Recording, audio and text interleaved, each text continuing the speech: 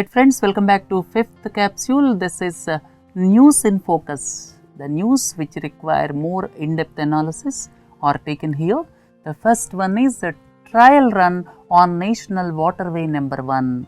Recently, trial run of Maruti Suzuki cars through MV Joy Basudev, and at the same time with construction materials through MV VV Giri were flagged off by the Union Minister Nitin Gadkari at Varanasi as a trial run to Haldia. And I would like to add certain information in this regard. The national waterways in our country are looked after by Inland Waterways Authority of India. This is very important. Inland Waterways Authority of India, this is under the Ministry of Shipping, looks at national waterways. Government is giving more thrust to national waterways, and at present there are 111 waterways declared as national waterways. That is a very important point. And at the same time, this trial run is through National Waterway number 1. And you may ask, where is National Waterway number 1? National Waterway number 1 connects Haldia with Allahabad. This is 1620 kilometers in length, and it involves 3 rivers, Hooghly, Bhagirathi and Ganga, and it passes through 4 states, West Bengal, Jharkhand, Bihar and Uttar Pradesh. Why government is giving more thrust? Government is giving more thrust to national waterways because of the reason water transport costs just 25 paise per kilometer per ton. If you transport by train, it costs 1 rupee per kilometer per ton. But if you transport by road, it costs rupees 150 paise per kilometer per ton. So, if you look at the transportation cost, almost it is 1/6 when you compare it with the road transport, and 1/4 when you compare it with the transport by train. Not only that, traffic congestion on roads will be reduced, and at the same time pollution will be reduced. And National Waterway number 1 is the project being developed under Jal Marg Vikas project, and it is being developed with the World Bank assistance of rupees 4,200 crores, basically to ensure commercial navigation of higher tonnage vessels over Ganga over a stretch of 1620 kilometers from Allahabad to Haldia. And please don't forget, it involves Ganga, Bhagirathi and Hooghly rivers. Right friends, before you conclude this, further information I would like to share you. Share of waterways in transportation in our country is just less than 4%. And government's efforts are to increase it to 7% by 2018. That is one aspect. Second important aspect is share of transportation by waterways in overall transport is 47% in China and more than 40% in Korea and Japan. So there is a need for increasing the share of water transport in this country also. And shifting of 40 lines to PALPUR KUNO sanctuary. Sometime back, around 3-4 years back, Supreme Court ordered to shift 40 lines, Asiatic lines. These Asiatic lines are in Gir sanctuary in Gujarat. Supreme Court ordered shifting of 40 lines to PALPUR KUNO sanctuary, basically to create second habitation. Second habitation for Asiatic lines. Supreme Court ordered to shift 40 lines to PALPUR KUNO sanctuary. And please don't forget, Gir National Park is in Gujarat and this PALPUR KUNO sanctuary is in Madhya Pradesh. And recently, Wildlife Institute of India stated that shifting of about 40 lines was delayed to PALPUR KUNO sanctuary from Gir sanctuary in Gujarat. And there is no valid reason, and WII says that the location is quite satisfactory. There is no problem in shifting these lines to PALPUR KUNO sanctuary, but there is a lot of resistance from Gujarat with regard to shifting of these lines, right? And you may ask, what is meant by Wildlife Institute of India? Wildlife Institute of India is autonomous body under the Ministry of Environment, Forest and Climate Change. Please don't forget.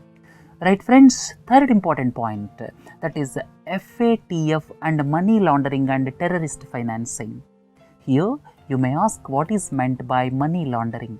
Money laundering is basically bringing illegal money, black money into the organized financial channels. If black money is entering the organized banking system, that is money laundering. Illicit money or black money or illegal money cannot come to the organized financial channels. So, money laundering as well as terrorist financing, these two are being looked after by FATF across the world. FATF is Financial Action Task Force. It is intergovernmental policy making body. India is also one of the member, and it was established in 1989 during G7 summit in Paris. You may ask, what are G7 countries? G7 countries, 7 highly industrialized countries. 2 are in North America, that is USA and Canada. 1 is in Asia, that is Japan. Then 4 in Europe, they are UK, France, Germany and Italy. So, these 7 countries are called G7 countries, and this was established, that means FATF was established in 1989 during G7 summit in Paris, basically to establish international standards for combating money laundering and terrorist financing. Why terrorist financing? Because some of the black money will go to financing terrorists. That is the real worry for the world today, and so as to prevent terrorist financing and so as to counter this money laundering, this FATF was formed in 1989. This came into focus because recently India asked some of the members of FATF to crack terror fund trail details of Al Rahmat Trust from Pakistan, which is financing Jaish-e-Mohammed.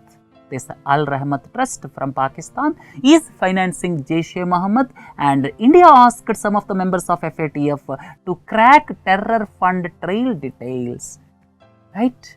Because of this FATF came into the news, and please don't forget, FATF Secretariat is at the headquarters of OECD countries in Paris. Right friends, coffee and MALENADU region of Karnataka, recently there is one news item that coffee crop may be affected due to deficient rains in MALNAD region or MALENADU region of Karnataka. And coffee producing state, the largest coffee producing state is Karnataka, and 3 districts, Chikmagalur, Kodagu and Hassan districts, and there are 2 varieties in coffee, Arabica variety, Robusta variety. Robusta is around 2.2 lakh tons per annum, Arabica is just 1 lakh tons per annum, and in recent times, white stem borer disease is also affecting Arabica coffee. Please look into this slide. And MALENADU region, please go through this slide. And the other important aspect I would like to tell you is, specifically to promote certain activities or certain crops, boards are established in this country. And coffee board, tea board, tobacco board, rubber board, these 4 are under the Ministry of Commerce and Industry. Please don't forget, coffee board is basically to promote coffee, that is headquartered in Bengaluru. Tea board is established with headquarters at Kolkata.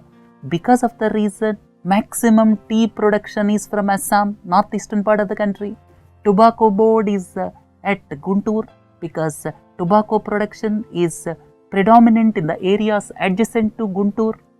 And this rubber board headquartered in Kottayam, because rubber is produced mostly in Kerala. And please don't forget, coffee board, tea board, tobacco board, rubber board, these 4 are under the Ministry of Commerce and Industry. And similarly, Ministry of Textiles has got 2 boards. National Jute Board, that is to promote jute production, headquartered in Kolkata, because most of the jute is produced in India and Bangladesh. areas adjoining Bangladesh in India are producing jute, mostly West Bengal. Then Central Silk Board is headquartered in Bengaluru, and these two, that is the National Jute Board and Central Silk Board, these two are with the Ministry of Textiles, please don't forget.